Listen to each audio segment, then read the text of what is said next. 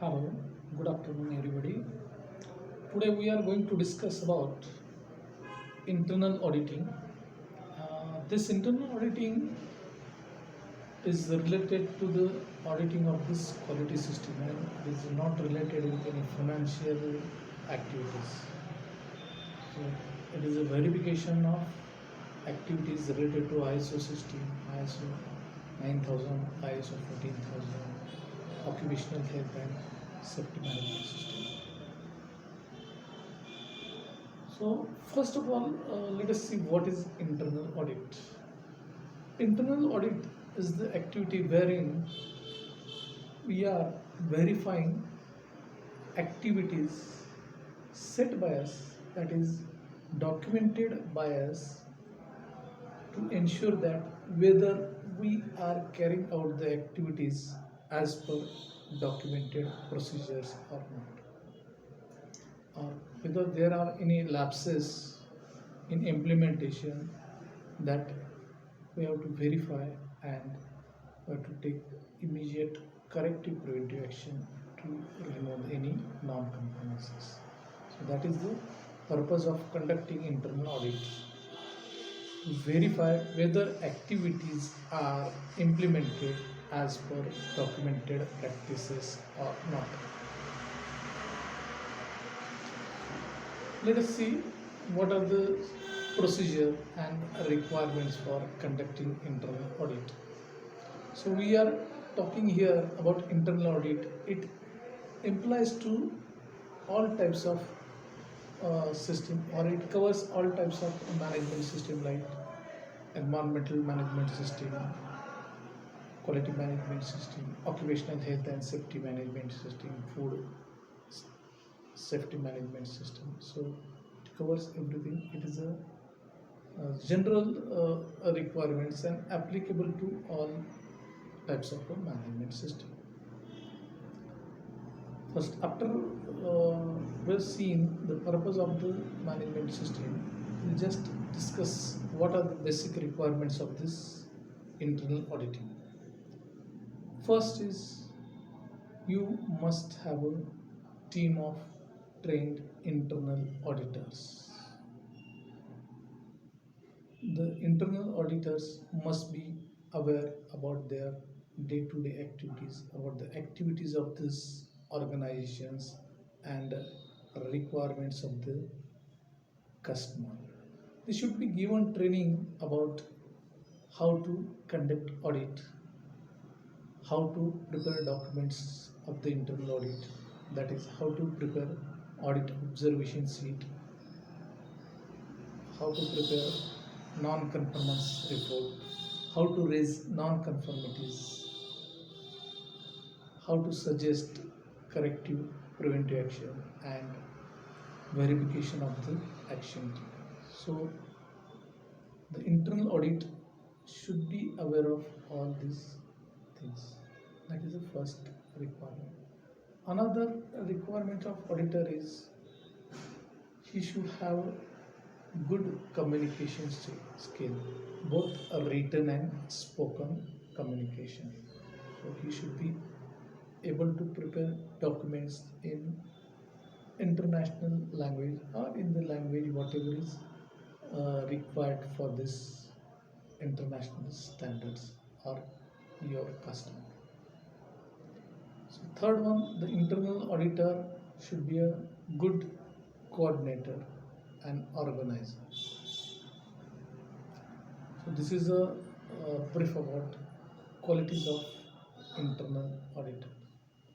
First, after formation of team and after giving internal auditors training, you have to prepare training plan. Now, how to prepare training plans?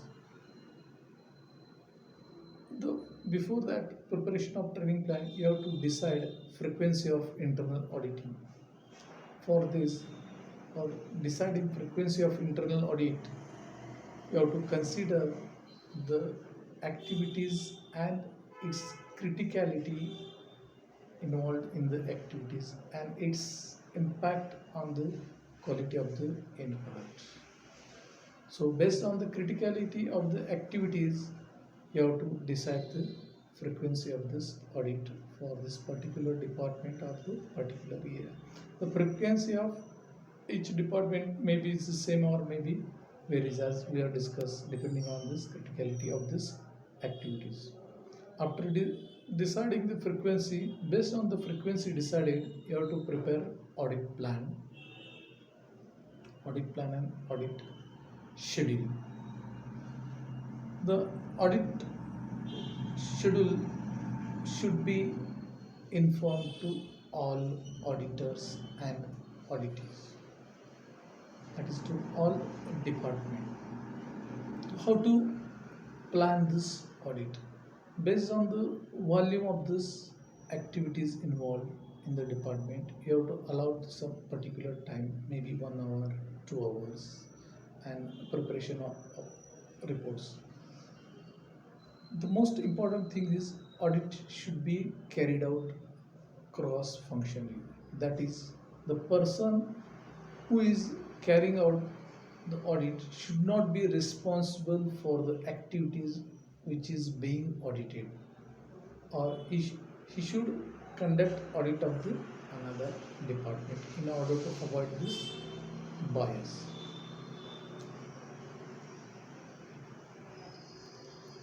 That is a cross functional audit, we can say.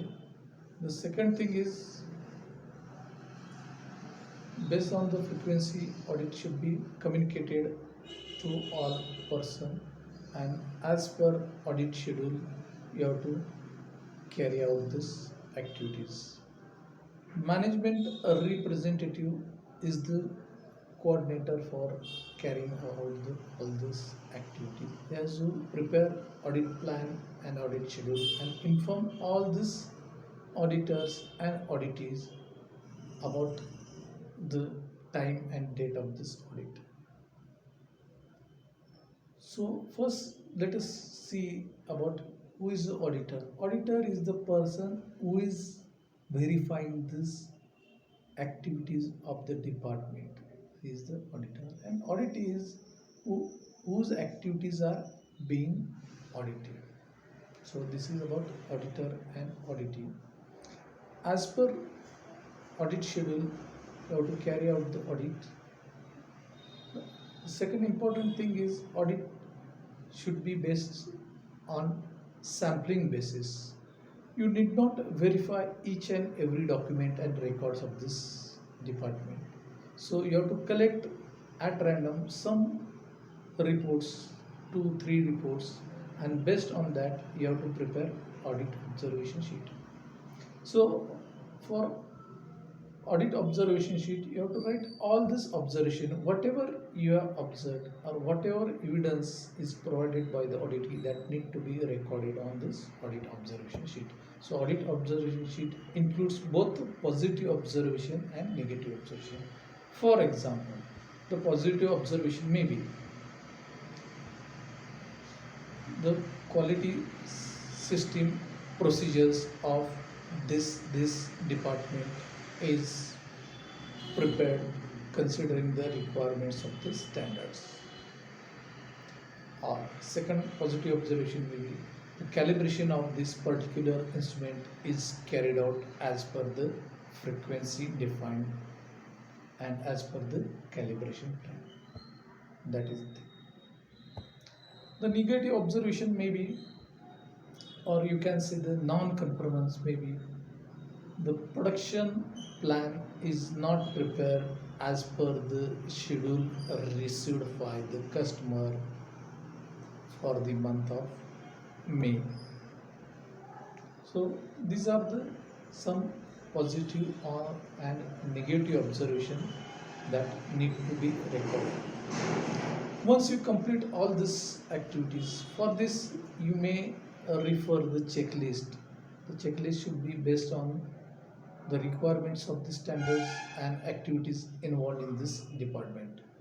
So you may refer the checklist and carry out the audit, or you can carry out the audit as per your knowledge and experience.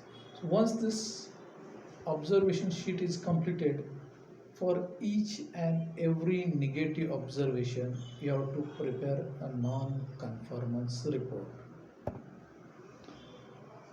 So non-conformance report should be prepared based on this audit observation sheet. So what non-conformance report consists? So non-report conformance report consists of this the observation, that is the nature of non-conformance, where and what you have observed and how it is a non-conformance.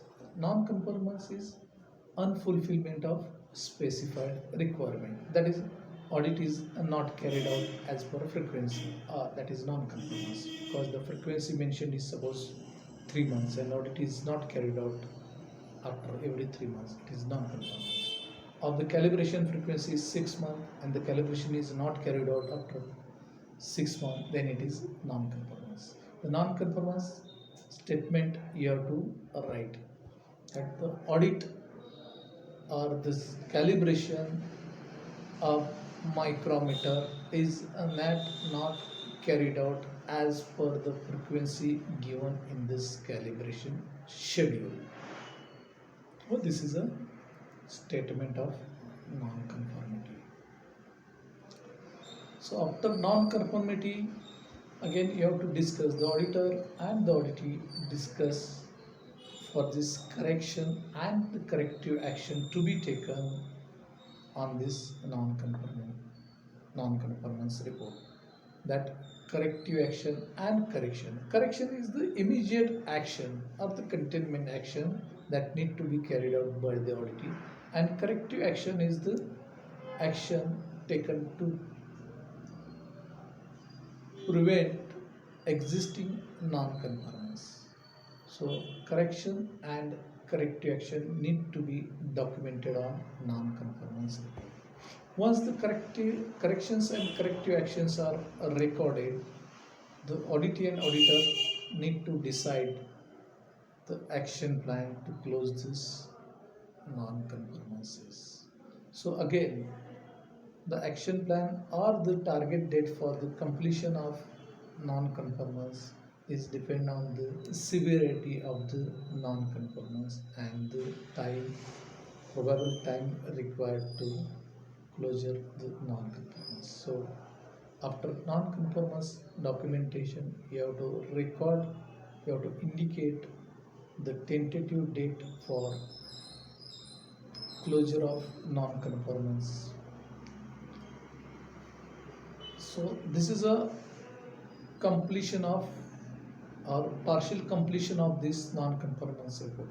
Once you have given this target date for the completion of non-conformance, you have to verify again or re-audit the particular activities where that activities or where the non-conformance is closed by the concerned person or not, that need to be verified, and whether that now corrective action taken is effective or not, that also the auditor need to be recorded on the audit report.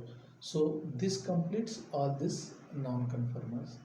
Whatever the non-conformance is observed, and if you want to make any changes as a result of non-conformance, you have to make that changes in the concerned documents, maybe work instructions, quality system procedures, control plans, etc. All the non-conformities and the corrective actions taken, that has to be put before the management in the management review meeting. So this is brief about conducting internal audit or internal quality audit of this management system.